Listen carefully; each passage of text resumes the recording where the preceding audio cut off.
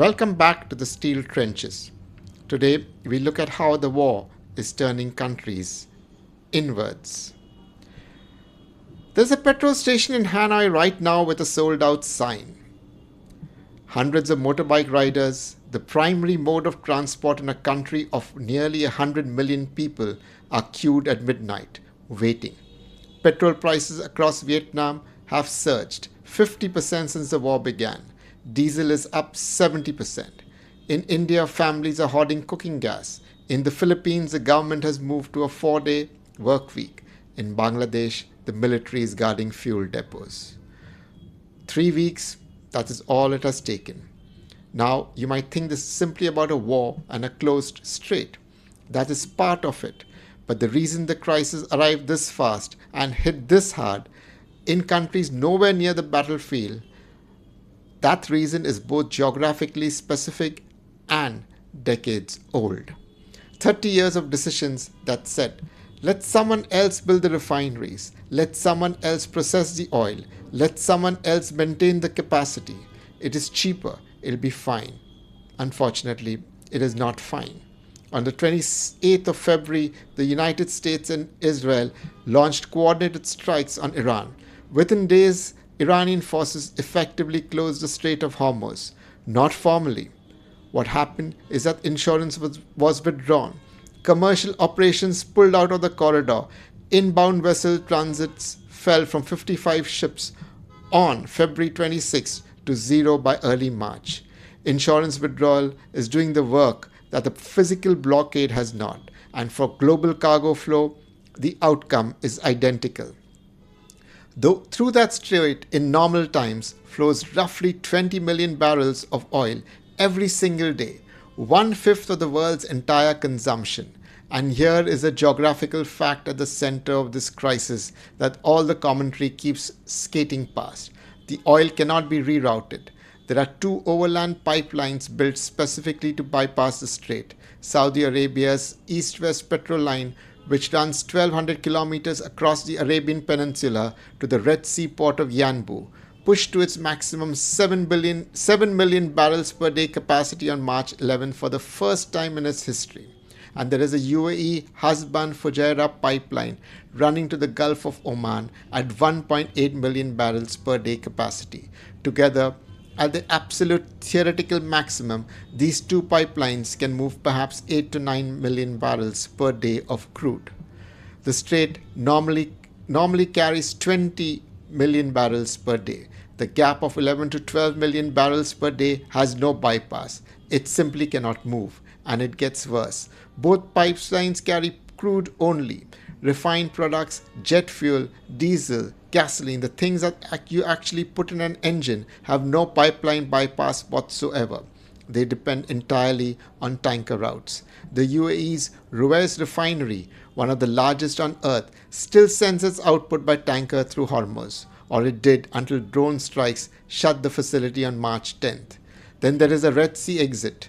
Tankers from Yanbu must pass through the Bab el-Mandeb Strait, a 29-kilometer passage at the southern end of the Red Sea, controlled by Yemeni waters, where the Houthis may resume attacks. The exit from the Persian Gulf, the corridor through the Red Sea, all are simultaneously compromised. From the steel trenches, from anyone who has watched physical commodity supply chains fracture under geopolitical pressure, this geography is not a surprise. It is a known vulnerability that the world chose not to price into its energy planning. The question they would ask is not why it happened. It is why anyone expected otherwise.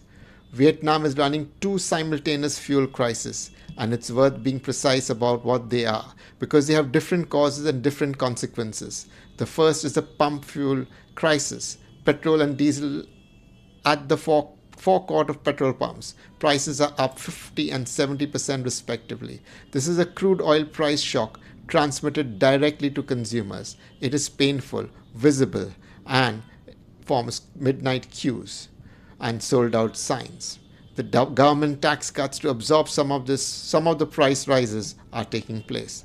The second crisis is less visible, not on the street, but it is structurally revealing. it is happening at airports. Jet fuel traded at between $82 to $89 a barrel in January and February of this year. By early March, it had risen to $231 a barrel. Vietnam's civil aviation warned on March 9th that carriers face actual shortages from early April. The country's two major fuel importers urged the government to restrict flights to essential domestic routes if the conflict continued. Vietnam imports more than two-thirds of its jet fuel. Roughly 60% comes from China and Thailand. On March 11, China imposed an immediate ban on all refined fuel exports, gasoline, diesel, aviation fuel that had not already cleared customs. Thailand halted refined exports on March 6.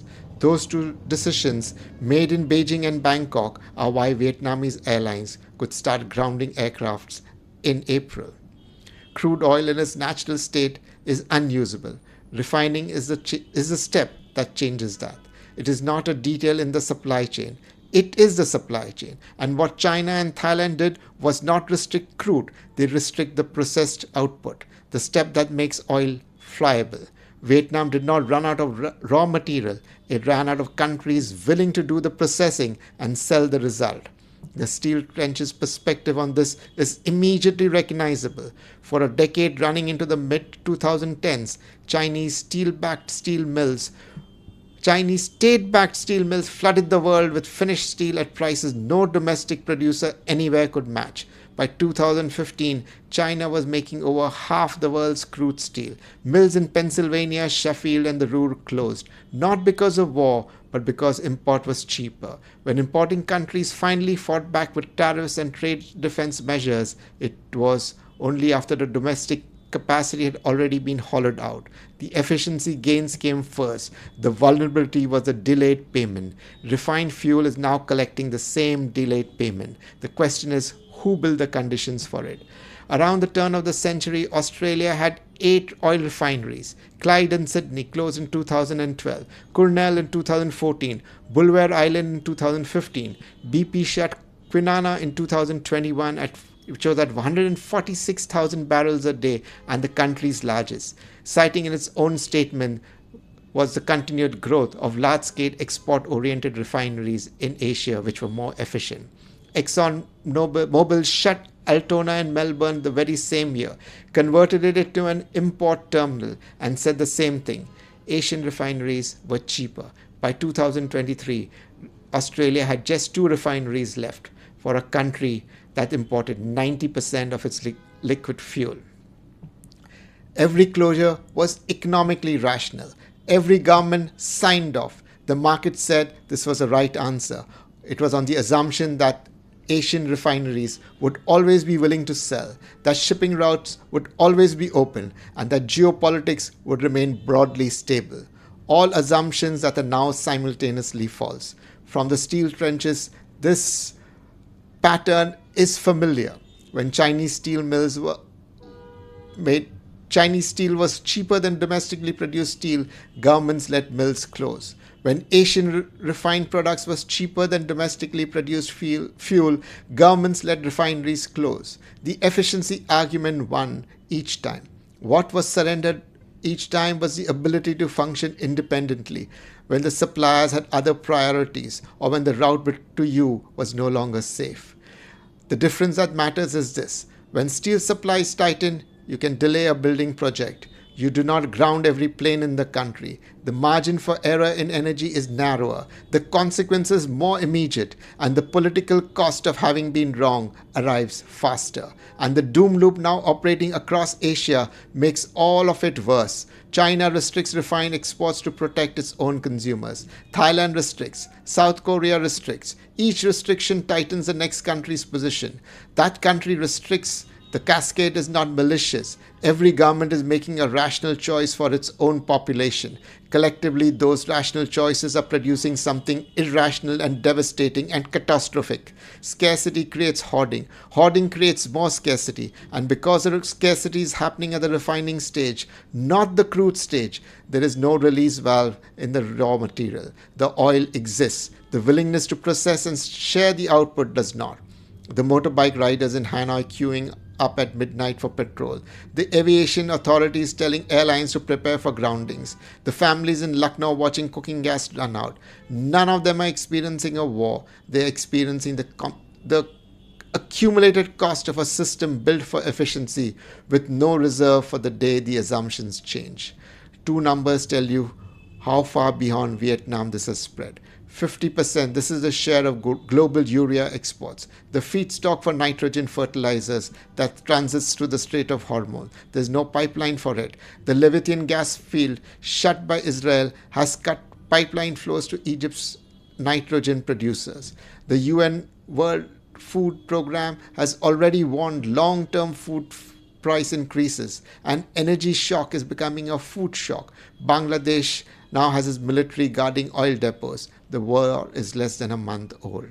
32 days, that is how much jet fuel Australia had in reserve at the start of March, against an IEA obligation of 90 days. Emergency fuel shipments are now being chartered from the US Gulf Coast.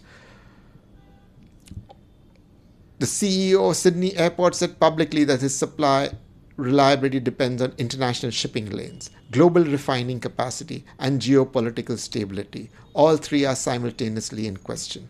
The steel trench's view on adaptation is not wrong. Markets are moving. Bilateral deals are being negotiated. Indian refiners are redirecting output, but the petrol line and the Habsha-Fujairah pipeline were built for short-term disruption, measured in days or weeks. Their capacity was never sized to replace the strait. They are a pressure valve on a system that is rupturing, not a substitute for the thing that has been lost.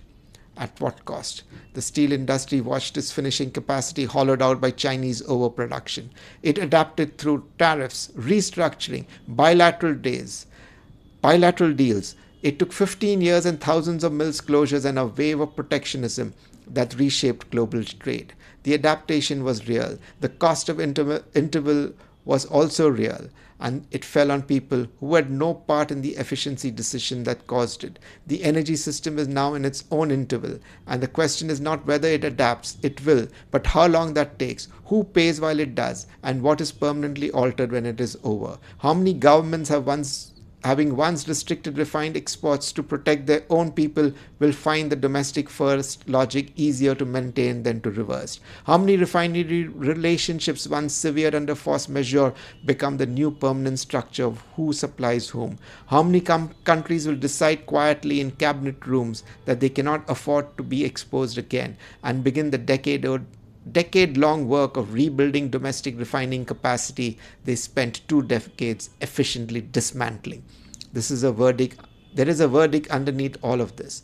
The globalization we inherited was built on assumptions that trading partners would remain willing, that shipping routes would remain open, and that geopolitics would remain broadly stable. For 3 decades, in commodity after commodity, steel, semiconductors, pharmaceuticals, and now refined fuel, the efficiency gains from concentrating value-added capacity in a few countries was real, and the risk of these assumptions being violated seemed remote. The calculation had held until it did not. The Strait of Hormuz carries 20 million barrels per day. The bypass infrastructure, built over 40 years, moves less than half of that, and that too in crude format, through ports that are now under attack. The refined products that the world actually runs on have no bypass at all. There is no rerouting. There is only waiting for the war to end, or adapting to a world in which the map has been permanently redrawn. The motorbike riders in Hanoi, the families in Lucknow, the passengers on cancelled flights, they are not experiencing a war. They are experiencing the bill for 30 years of decisions that said the strait will always be open, the refineries will always sell, the ships will always sail. We'll be watching the changes in the global trade, and these are going to be dramatic. Thank you for your time. Thank you for watching. Do subscribe.